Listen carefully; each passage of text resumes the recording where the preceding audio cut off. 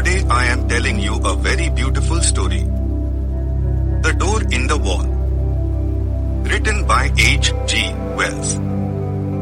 One confidential evening, not 3 months ago, Lionel Wallace told me this story of the door in the wall.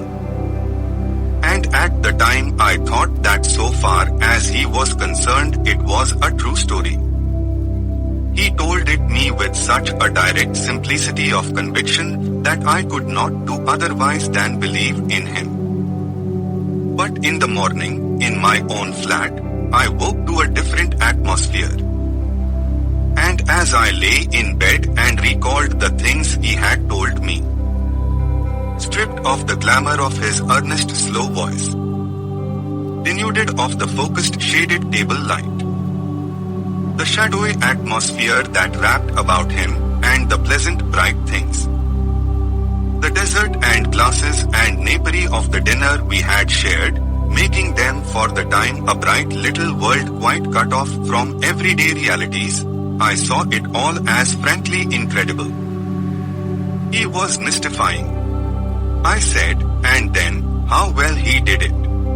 It isn't quite the thing I should have expected him, of all people, to do well. Afterwards, as I sat up in bed and sipped my morning tea, I found myself trying to account for the flavor of reality that perplexed me in his impossible reminiscences. By supposing they did in some way suggest, present, convey, I hardly know which word to use, experiences it was otherwise impossible to tell. Well, I don't resort to that explanation now. I have got over my intervening doubts. I believe now, as I believed at the moment of telling, that Wallace did to the very best of his ability strip the truth of his secret for me.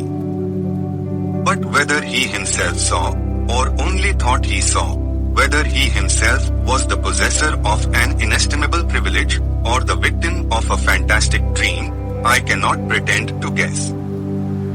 Even the facts of his death, which ended my doubts forever, throw no light on that. That much the reader must judge for himself. I forget now what chance comment or criticism of mine moved so reticent a man to confide in me. He was, I think, defending himself against an imputation of slackness and unreliability I had made in relation to a great public movement in which he had disappointed me. But he plunged suddenly. Said, a preoccupation. I know, he went on, after a pause that he devoted to the study of his cigar ash, I have been negligent.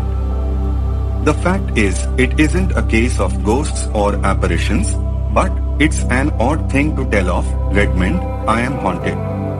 I am haunted by something that rather takes the light out of things, that fills me with longings. He paused, checked by that English shyness that so often overcomes us when we would speak of moving or grave or beautiful things. You were at St. Athelstan's all through, he said, and for a moment that seemed to me quite irrelevant. Well, and he paused. Then very haltingly at first. But afterwards more easily, he began to tell of the thing that was hidden in his life. The haunting memory of a beauty and a happiness that filled his heart with insatiable longings that made all the interests and spectacle of worldly life seem dull and tedious and vain to him. Now that I have the clue to it, the thing seems written visibly in his face. I have a photograph in which that look of detachment has been caught and intensified. It reminds me of what a woman once said of him, a woman who had loved him greatly. Suddenly, she said, the interest goes out of him. He forgets you. He doesn't care a rap for you under his very nose. Yet the interest was not always out of him, and when he was holding his attention to a thing Wallace could contrive to be an extremely successful man. His career, indeed, is set with successes. He left me behind him long ago. He soared up over my head and cut a figure in the world that I couldn't cut anyhow. He was still a year short of 40, and they say now that he would have been in office and very probably in the new cabinet if he had lived. At school he always beat me without effort, as it were by nature. We were at school together at St. Athelstan's College in West Kensington for almost all our school time. He came into the school as my co-equal, but he left far above me in a blaze of scholarships and brilliant performance. Yet I think I made a fair average running. And it was at school I heard first of the door in the wall that I was to hear of a second time only a month before his death. Realities. Of that I am now quite assured. And it came into his life early, when he was a little fellow between 5 and 6. I remember how, as he sat making his confession to me with a slow gravity, he reasoned and reckoned the date of it. There was, he said, a crimson Virginia creeper in it, all one bright uniform crimson in a clear umber sunshine against a white wall. That came into the impression somehow, though I don't clearly remember how, and there were horse-chestnut leaves upon the clean pavement outside the green door. They were blotched yellow and green, you know, not brown nor dirty, so that they must have been new fallen. I take it that means October. I look out for horse-chestnut leaves every year, and I ought to know. If I'm right in that, I was about 5 years and 4 months old. He was, he said, rather a precocious little boy. He learned to talk at an abnormally early age, and he was so sane and old-fashioned, as people say, that he was permitted an amount of initiative that most children scarcely attain by 7 or 8. His mother died when he was born, and he was under the less vigilant and authoritative care of a nursery governess. His father was a stern, preoccupied lawyer who gave him little attention and expected great things of him. For all his brightness, he found life a little grey and dull, I think. And one day he wondered. He could not recall the particular neglect that enabled him to get away, nor the course he took among the West Kensington roads. All that had faded among the incurable blurs of memory. But the white wall and the green door stood out quite distinctly.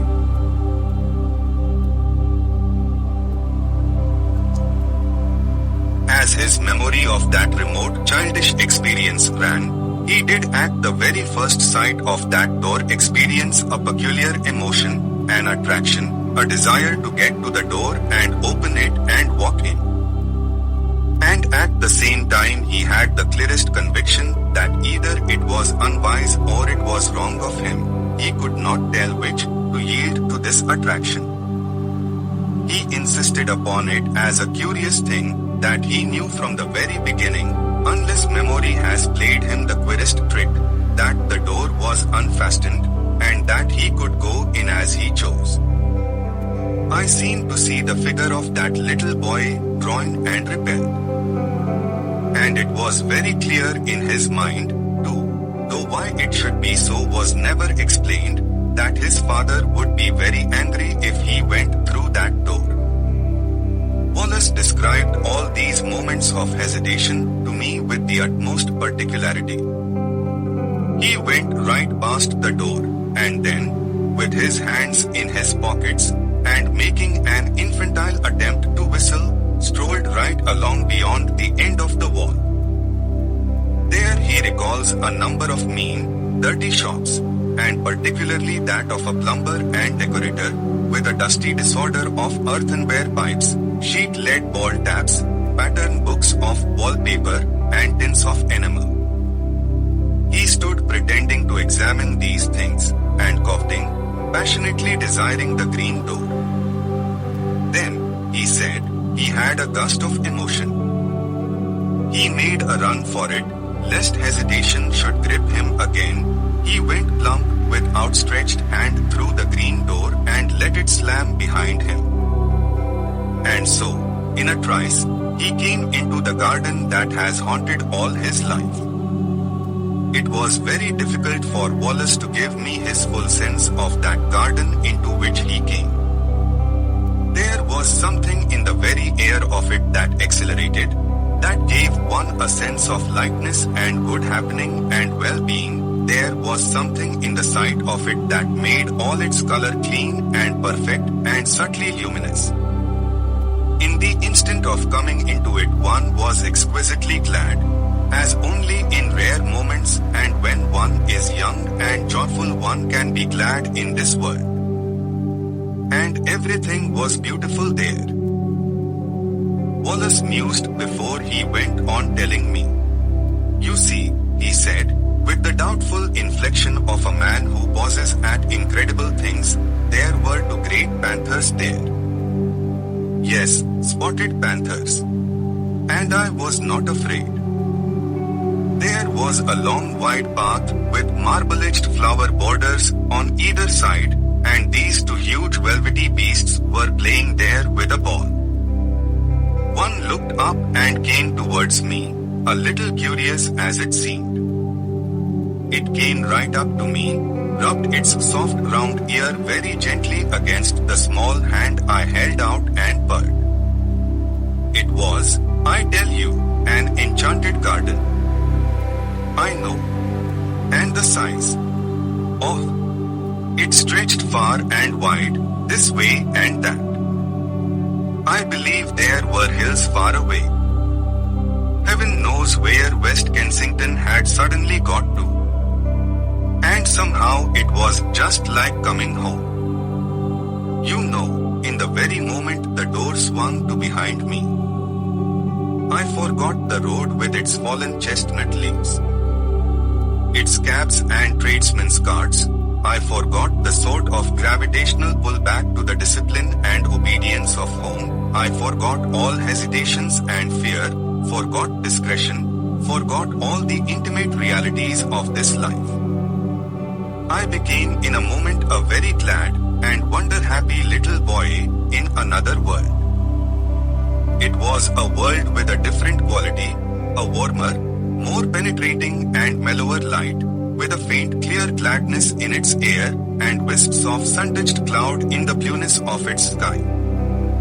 And before me ran this long wide path, invitingly, with weedless beds on either side, rich with untended flowers, and these two great panthers. I put my little hands fearlessly on their soft fur, and caressed their round ears and the sensitive corners under their ears, and played with them, and it was as though they welcomed me home. There was a keen sense of homecoming in my mind, and when presently a tall, fair girl appeared in the pathway and came to meet me, smiling, and said well to me, and lifted me, and kissed me, and put me down, and led me by the hand, there was no amazement, but only an impression of delightful rightness, of being reminded of happy things that had in some strange way been overlooked. And along this avenue my girlfriend led me. Looking down, I recall the pleasant lines, the finely modeled chin of her sweet kind face, asking me questions in a soft, agreeable voice, and telling me things, pleasant things I know, though what they were I was never able to recall. And presently a little capuchin monkey, very clean, with a fur of ruddy brown and kindly hazel eyes, came down a tree to us and ran beside me, looking up at me and grinning, and presently leapt to my shoulder. So we went on our way in great happiness. He paused. Go on, I said. I remember little things.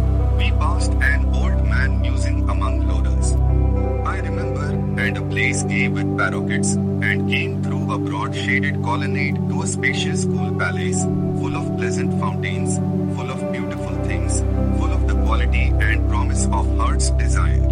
And there were many things and many people, still seem to stand out clearly and some that are a little vague, but all these people were beautiful and kind. In some way, I don't know how, it was conveyed to me that they all were kind to me, glad to have me there, and filling me with gladness by their gestures, by the touch of their hands, by the welcome and love in their eyes.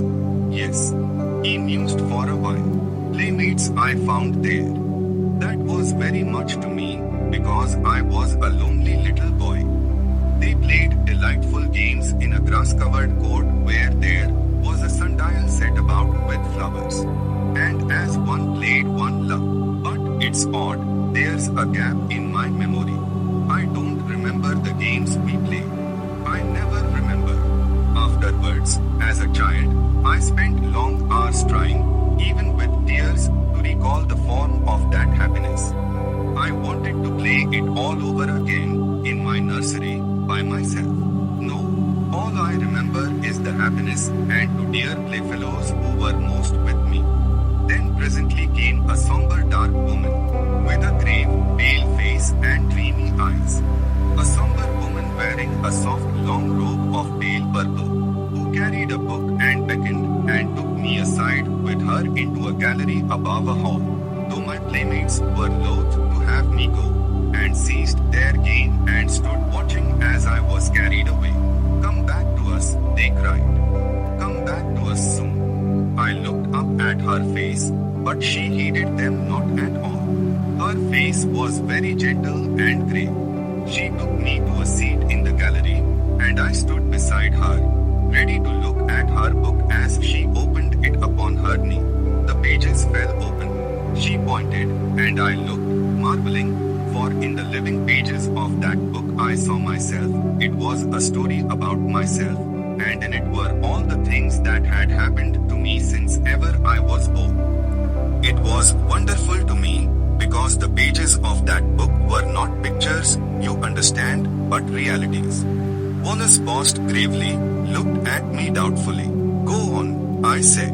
I understand. They were realities, yes, they must have been. People moved and things came and went in them. My dear mother, whom I had near forgotten, then my father, stern and upright, the servants, the nursery, all the familiar things of home. Then the front door and the busy streets, with traffic to and fro.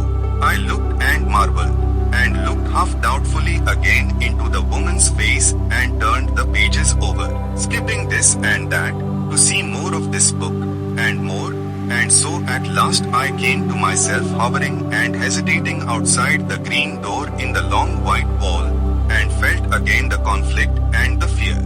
And next, I cried, and would have turned on, but the cool hand of the grave woman delayed me. Next, I insisted, and struggled gently with her hand, pulling up her fingers with all my childish strength, and as she yielded and the page came over, she bent down upon me like a shadow and kissed my brow. But the page did not show the enchanted garden, nor the panthers, nor the girl who had led me by the hand, nor the playfellows who had been so loath to let me go. It showed a long grey street in West Kensington, on that chill hour of afternoon before the lamps are lit. And I was there, a wretched little figure, weeping aloud, for all that I could do to restrain myself, and I was weeping because I could not return to my dear playfellows who had called after me, come back to us. Come back to us soon. I was there. This was no page in a book, but harsh reality, that enchanted place, and the restraining hand of the grave mother at whose knee I stood had gone. Whither have they gone? He halted again, and remained for a time, staring into the fire. Oh, the wretchedness of that return, he murmured. Well, I said after a minute or so, poor little wretch I was, brought back to this grey world again. As I realized the fullness of what had happened to me, I gave way to quite ungovernable grief, and the shame and humiliation of that public weeping and my disgraceful homecoming remain with me still. I see again the benevolent-looking old gentleman in gold spectacles who stopped and spoke to me, prodding me first with his umbrella. "Poor little chap," said he, "and are you lost then? And me a London boy of 5 and more. And he must needs bring in a kindly young policeman, and make a crowd of me, and so march me home." Sobbing, conspicuous and frightened, I came from the enchanted garden to the steps of my father's house. That is as well as I can remember my vision of that garden, the garden that haunts me still. Of course, I can convey nothing of that indescribable quality of translucent unreality, that difference from the common things of experience that hung about it all, but that is what happened. If it was a dream, I am sure it was a daytime and altogether extraordinary dream. H.M. Naturally there followed a terrible questioning, by my aunt, my father, the nurse, the governess, everyone. I tried to tell them, and my father gave me my first thrashing for telling lies. When afterwards I tried to tell my aunt, she punished me again for my wicked persistence. Then, as I said, everyone was forbidden to listen to me, to hear a word about it. Even my fairy tale books were taken away from me for a time, because I was too imaginative. Yes, they did that. My father belonged to the old school, and my story was driven back upon myself. I whispered it to my pillow that was often damp and salt to my whispering lips with childish tears. And I added always to my official and less fervent prayers this one heartfelt request: please God, I may dream of the garden. Oh, take me back to my garden. Take me back to my garden. I dreamt often of the garden. I may have added to it, I may have changed it, I do not know. All this, you understand, is an attempt to reconstruct from fragmentary memories a very early experience. Between that and the other consecutive memories of my boyhood there is a gulf. A time came when it seemed impossible I should ever speak of that wonder glimpse again. I asked an obvious question. "No," he said. "I don't remember that I ever attempted to find my way back to the garden in those early years. This seems odd to me now, but I think that very probably a closer watch was kept on my movements after this misadventure to prevent my going astray. No, it wasn't until you knew me that I tried for the garden again. And I believe there was a period, incredible as it seems now, when I forgot the garden altogether, when I was about 8 or 9 it may have been. Do you remember me as a kid at St. Athelstan's? Rather. I didn't show any signs, did I, in those days of having a secret dream? Thank you for listening to me, The Speaking Page. Please do subscribe and like, and let me know how it is.